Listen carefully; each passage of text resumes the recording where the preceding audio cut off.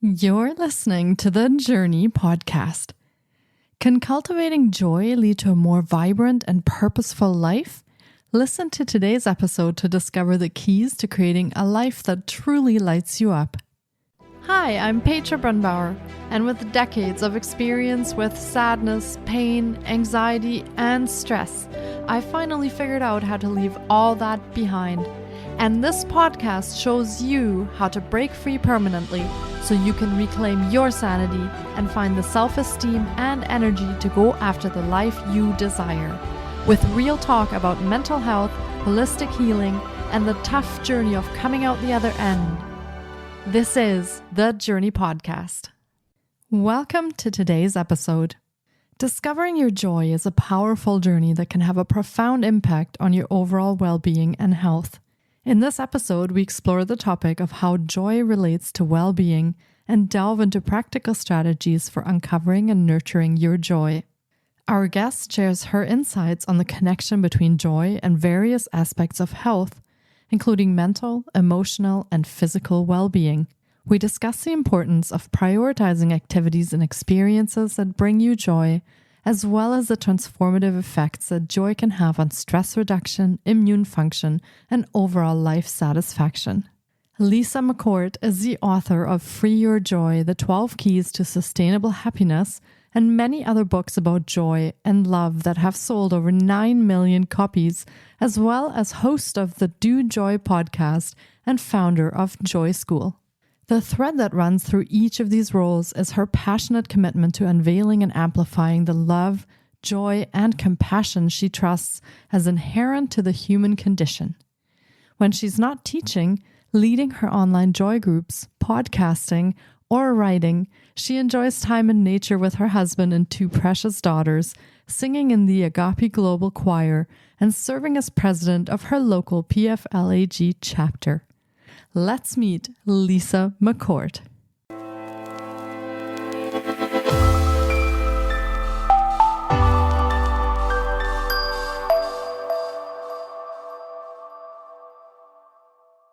Hi, Lisa. It's so great to have you on the podcast today. I've been looking forward to getting to chat with you because discovering your joy is such an amazing topic for holistic healing. Welcome to the podcast. Thank you so much. Beautiful. I consider you among the colleagues I call my joy pusher friends. So it's great when joy pushers unite. Yeah, absolutely. We can always use more joy in the world, that's for sure. So I'm excited to be talking about this today.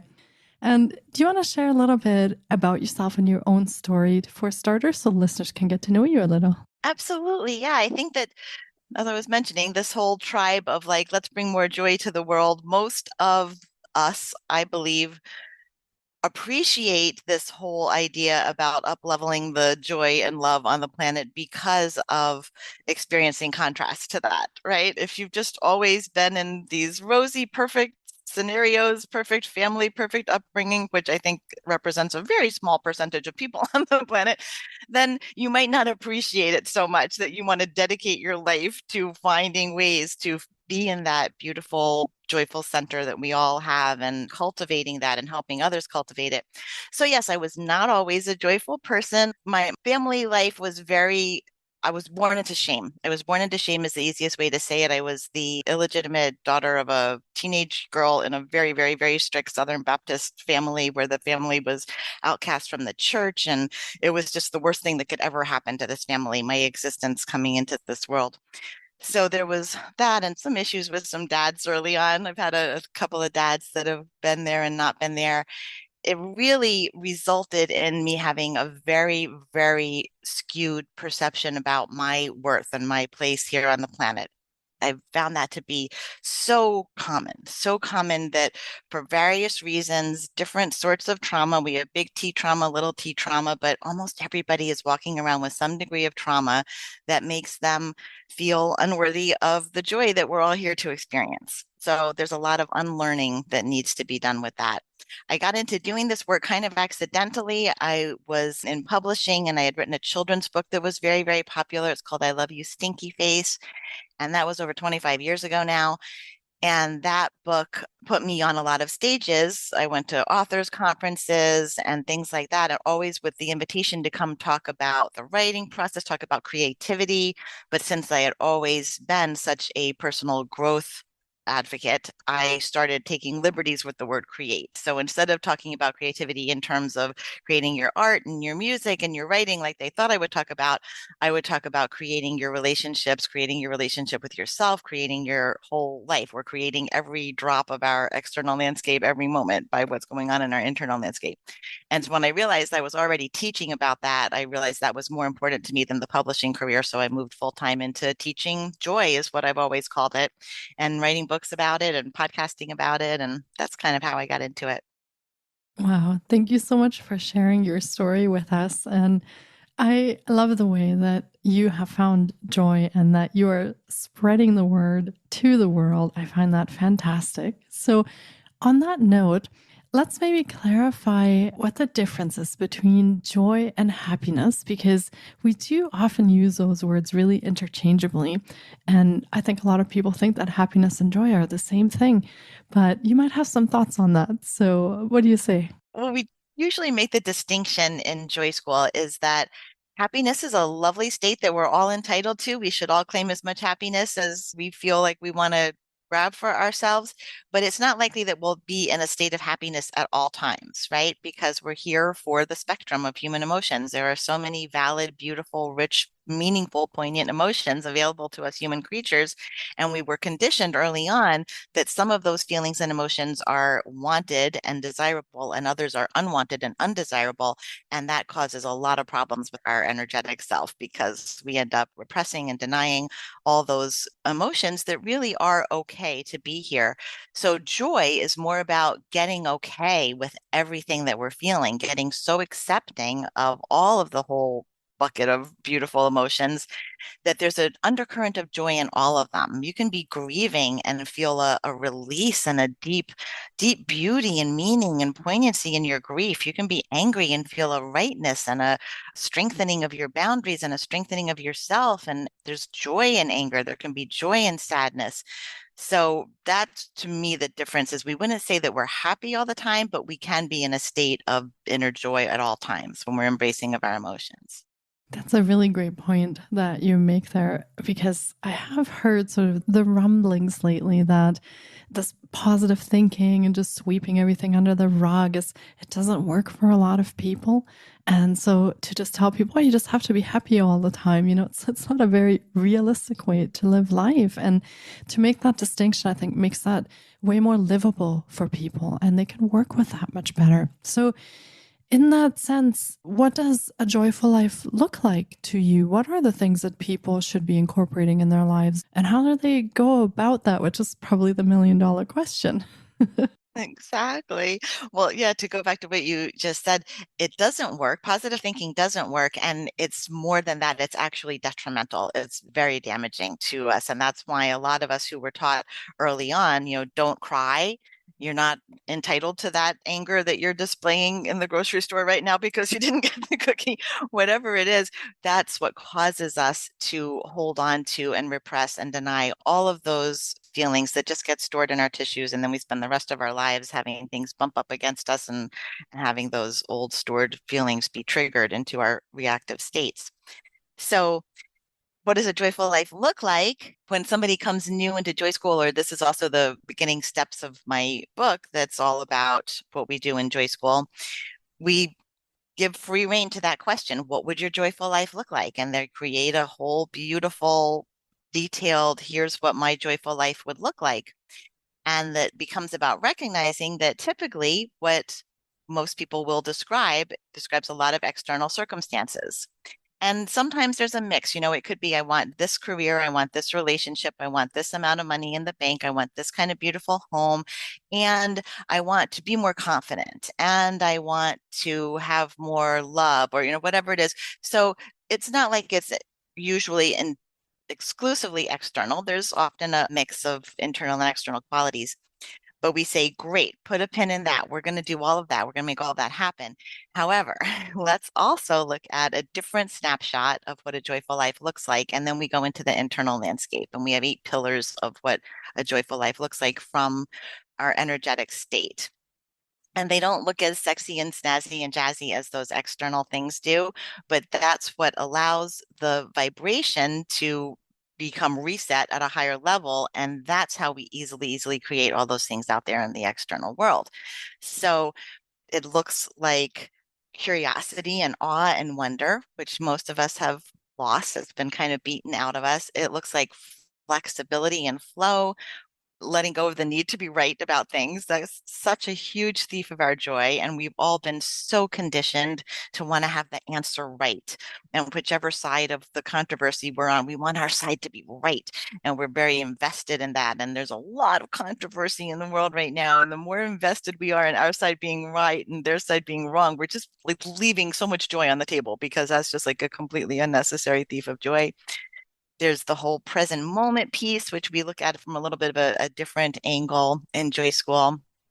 And one of the key pillars that we work on early on in the journey is becoming the observer of our thoughts, becoming the observer of our tendencies, our default patterns, because most people aren't really seeing themselves clearly. We see from inside, and when we can just pull out a little bit and start looking at ourselves from a little bit of an external viewpoint, it awakens that part of us that we all have. Every single person walking the planet has this spirit, this soul. We've just been conditioned away from paying attention to it or recognizing it or noticing it. But when we become the observer of our thoughts, it gets easier to say, okay, who's doing this observing? And that's how we find. In Joy School, we use the terminology of the vertical self and the horizontal self. I borrowed that from Eckhart Tolle decades ago. And so that vertical self is where all our natural joy, compassion for self and others, where our peace is in that vertical self that everyone has. But we're so invested in the horizontal self, our persona, how we show up here in the world, that we lose sight of it. Wow. Yeah, that sounds Joy School sounds fantastic. I'm kind of getting pictures of like magic school and things like that, right? It's like this concept that I just find awe-inspiring. So, wow, I would love to go to Joy School. That sounds fantastic.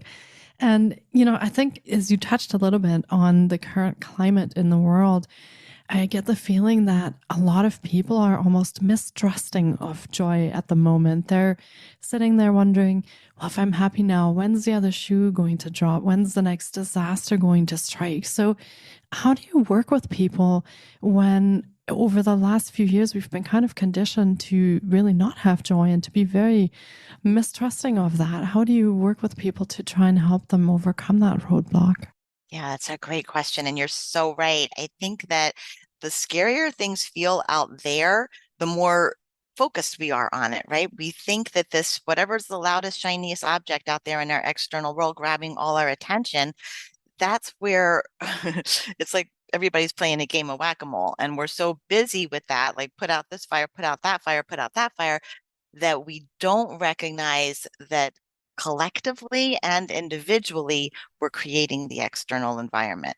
And every spiritual master has said, if you want to change the world, you must begin with you, right? As within, so without. The microcosm is affecting the macrocosm in every moment.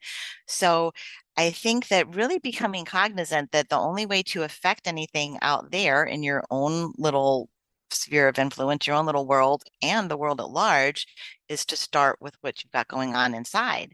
And we're so trained for it to be the other way around. I'll be happy when things out here make me happy, instead of understanding that if I can get joy inside me, I can create it for those around me and they can create it for those around them. People feel like when there are so many people suffering in the world that, oh, it's selfish for me to focus on my own joy. I don't have time for that. That would be an indulgent, trivial pursuit. And it's really about recognizing that that is the only power that I have. The only way that I can affect positive change is to start with me and let that spill out. And we're vibrational creatures swimming in a vibrational field. So vibration affects vibration, energy affects energy. Every person you encounter, from the kid making your deli sandwich to the guy who steps on the elevator with you, is going to have a better day when they've been around your radiant energy uplifting them. Yeah, absolutely. It just kind of makes me think of how we view people that are happy and people who are joyful. It's almost like we look at them and go, well, that can't really be the case. Nobody is happy. So it's almost like we just look at that and we go, no, that can't be possible. So I like the idea of learning how to have more of that in your life and perpetuating that from an internal standpoint, and then bringing that into the world and really trusting the fact that even though there are things going on externally and we might have bad days, that we can have that sort of internal level of joy and we can have that in our lives no matter what. So that's a really great lesson and a really great point that you're making there. Yeah. These are our teacher, right? That's how we're pointed in what we need to work on next by that. It's a beautiful, beautiful system. So when we're born and when we come into this world as babies, I would say that most babies are pretty joyful. They have that down and they don't know that part yet that nags at you and makes you look at the world in a different lens. So if we come into the world in this natural state of joy, like why does that go away? And why aren't people in general more joyful? Where does that go? Does that just get conditioned out of it or what happens? Yeah, it's all the parents' fault. No, it is, but we don't really blame the parents because everybody's doing their best, right? The parents are passing on the conditioning that they were taught and the conditioning of our society, where our world is very one-way structured. And, we have to make our kids better. It's going to do them good if we're constantly trying to make them better. And all kids hear from all that trying to make them better is, I'm not good enough, I'm not good enough. And they get that message over and over. But yeah, and we do a lot in Joy School about recognizing the filter. We all have this filter of beliefs that's determining everything that we see out there. And none of us is experiencing reality even remotely the same, right? Reality is a unicorn. There's no such thing as objective reality because we're all seeing it through a keyhole, and none of our keyholes are lined up the same. So, how that keyhole gets positioned is that we come here just so eager to learn, how is it here? What is this new land that I've come to? And we've all come from pure love. We've all come from a field of pure love. Every spiritual tradition agrees on that. So we come expecting that. We expecting that from our caregivers and expecting it from the world at large. And very few caregivers can meet the expectations of this new little being fresh from the realm of spirit. And so we start making up definitions. This is what love is. This is what power is. This is what money is. This is what control is. This is what my place in it all is. And the thing about the human brain that's left over from caveman days is whatever that early definition is, whatever we make up right off the bat, we're going to continue to look for evidence to corroborate that. And there could be ample, ample evidence right over there that says a different story, but we don't typically make up a new bucket once we've started filing beliefs in this one bucket. We just look for more and more beliefs to fill that bucket. And that's how we get our framework for what reality is. I love Albert Einstein said that the most important question anybody can ask is it a friendly or unfriendly universe? Because I think Albert Einstein knew that your answer to that question is going to dictate everything you experience. It can be either, depending on your beliefs and how you've been conditioned.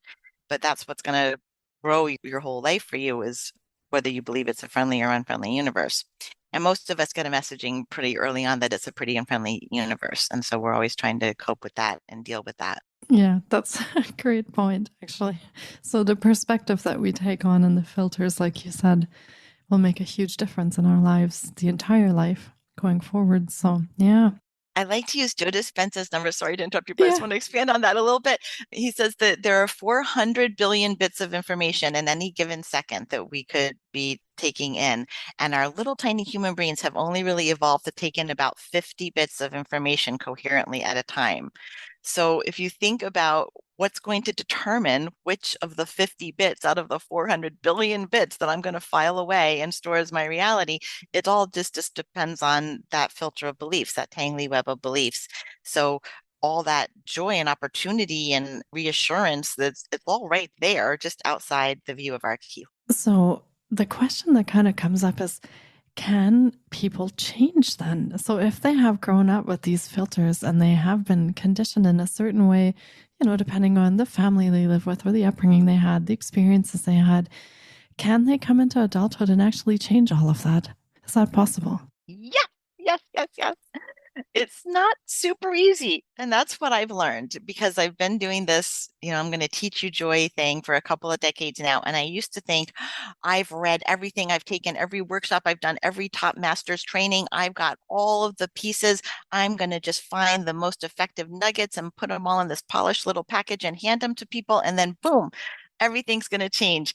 And I've learned over time that it's just not an overnight process. It's not something that's going to happen in one weekend retreat. I offer weekend retreats. I invite people to come. I love doing that, but it's not going to happen from one weekend retreat. That's why my Joy School programs are always structured to be ongoing because we always cycle through. We're always changing and growing. I'm changing and growing. Hallelujah. Thank goodness. Everybody here is able to continue this up-leveling process. And even the most recent book that I released is recommended for it to be a year-long journey. I take them through 1 week of go practice this in your life and write about it and journal about it, look at it, observe it, then practice this in your life. So it's really like 52 different weeks of something to go bring into your day-to-day existence because that's how we up-level the vibration. That's how we up-level that set point that we all have, that spot of homeostasis that it just doesn't feel comfortable being any happier than that because that's our familiar level of happiness, right? So yes, it can be done. And it's mostly a matter of at least firstly becoming that observer. We can't change, we can't work with what we don't see, what we're not aware of. So that's usually a very eye-opening stage. It's when we just start noticing ourselves and, oh, that's why I'm so reactive when that happens. Oh, that's why I've always, hated subways or whatever crazy thing you can think of. It's all about learning those things about ourselves. And then once we can see them objectively, it's easier to pull back on the beliefs and sort of subscribe to better beliefs that serve us better.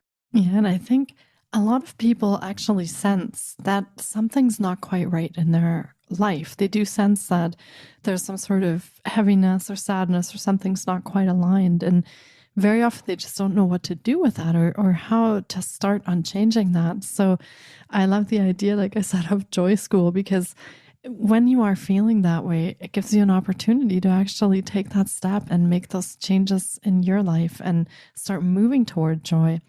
And is there anything that you could leave listeners with that if they're a bit scared, a bit hesitant, they're maybe a bit skeptical of the fact that you can live a joyful life, anything that we can leave them with to kind of tell them, you know what, this is where you could start, or it's going to be okay, and this is what we can help you with? Yeah, I mean, I do have a ton of success stories at my website. I've got over 50 testimonials of people who have endorsed Joy School. And I would say for me, when I was in school as a young person, I was so painfully shy. I never talked at all. My teachers called my mom in to try to find out if I was mute because they couldn't get me to speak above a whisper. And when it was time to write something like about it, take a test, it would look like I didn't take the test at all unless they held it up to the light and they would see that I would have very faint pencil marks. I couldn't press down on the pencil. That's how fearful I was of expressing myself. And now I write and talk for a living. So it is possible. It is definitely possible to change. And sometimes with the right kind of guidance and tools, whatever has been that thorn in our side, whatever we've been most unhappy about, whatever we feel has held us back, can be transmuted into our greatest opportunity to shine, our greatest gift. And the contrast in that is so rich and rewarding and beautiful, right? It's like a pendulum that can only swing one direction to the same extent that it swings the other. If we're in a lot of pain or suffering in one area of our lives, that just means that we've got a pendulum with the capacity to swing that far in the other direction. And that's actually better than the way a lot of people go through their lives being so afraid of that swinging in that painful direction that we have these little tiny sweeps of our pendulum, just really afraid to feel anything big in either direction. So I don't know if that answered your question. I think it does. It gives people a perspective on if they are very fearful to take that first step, or they are kind of wondering, how can I ever come out of this the other end? That there is this hope and there is a place where they can start. So that's fantastic. And we've been talking a lot about Joy School. So do you want to maybe explain about your programs and services to listeners so they could find out what you have available, how they could work with you and connect with you if they feel like this episode calls to them? Oh, thank you, honey. Yeah. So Joy School has two a la carte opportunities a month. If you want to just come experience one workshop with us, the first Monday of every month, I call it First Monday Joy Connection. And it's taught with my gorgeous teaching partner, Victoria Shaw, who's a very, very, very highly gifted intuitive. She was my intuitive teacher. She helped me open my intuition. And she gives readings on that first Monday and also brings her insights to whatever I'm teaching that night. Every first Monday, I teach one of the 12 keys from the book, and it's very highly interactive. It's always a very uplifting little workshop that we do the first Mondays.